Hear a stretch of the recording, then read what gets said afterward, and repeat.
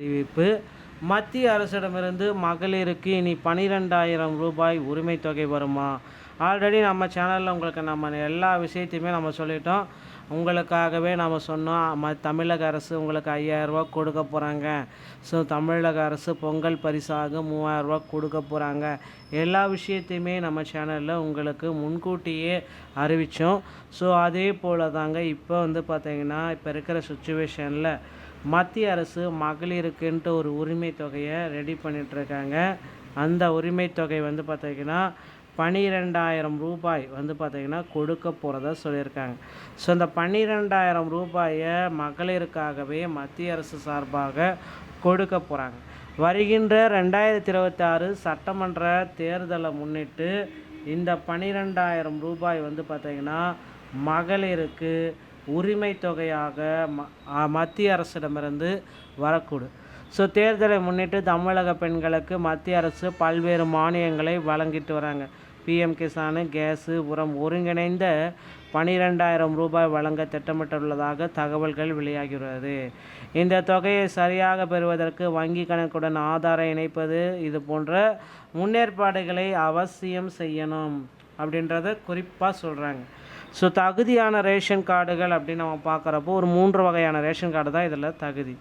So priority ration card அப்படின்னு நம்ம PHH, NPHH, PHH, AAY இந்த வகையான 3 ரேஷன் கார்டுகளுக்கு மட்டும்தான் அட்டைகளுக்கு மட்டும்தான் முன்னுரிமை கிடைக்க அதிக வாய்ப்பு இருக்குது.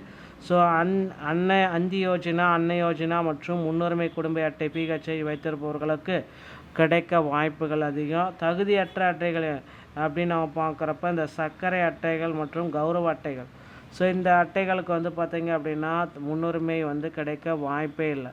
சர்க்கரை அட்டைகளுக்கும் இந்த அடையாள குறிப்பாக பயன்படுத்துகிற அட்டைகளுக்கும் இது கிடைக்க வாய்ப்பே இல்லை. திட்டத்தினுடைய பின்னணி, ஸோ இந்த ரூ. 12,000 மத்திய அரசு வழங்குறதுக்கு பார்த்திங்களா, அந்த திட்டத்தினுடைய முன்னணி பெண்களின் வாழ்வாதாரத்தை மேம்படுத்தவும் அவர்களின் வாழ்க்கை தரத்தை உயர்த்தவும் மத்திய மாநில அரசுகள் பல்வேறு நலத்திட்டங்களை செயல்படுத்திட்டு வராங்க. ஓகேங்களா. அந்த வகையில் எந்த ஊதியமும் பெறாமல் குடும்பத்திற்காக வாழ்நாளெல்லாம் உழைக்கின்ற இந்த பெண்களுக்கு இந்த ரூ. 12,000 அரசு தரப்புலேருந்து வழங்கலாம் அப்படின்ற மாதிரி சொல்கிறாங்க. இது பிஎம் கிசான், கேஸ், உர மானியங்களை உள்ளடக்கியது அப்படின்றத சொல்லலாம். ஸோ பணம் பெற தேவையான ஆவணங்கள் அப்படின்றது தான்.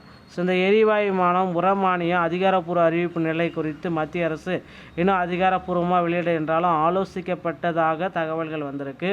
பிஎம் கிசானில் வருஷத்துக்கு ரூ. 6,000 கொடுக்குறாங்க வங்கி கணக்கில். இது எல்லாமே நேரடி பணப்பரிமாற்றம் செய்கிறாங்க அப்படின்றது எல்லோருக்குமே தெரிஞ்ச ஒரு விஷயந்தான். ஓகேங்களா.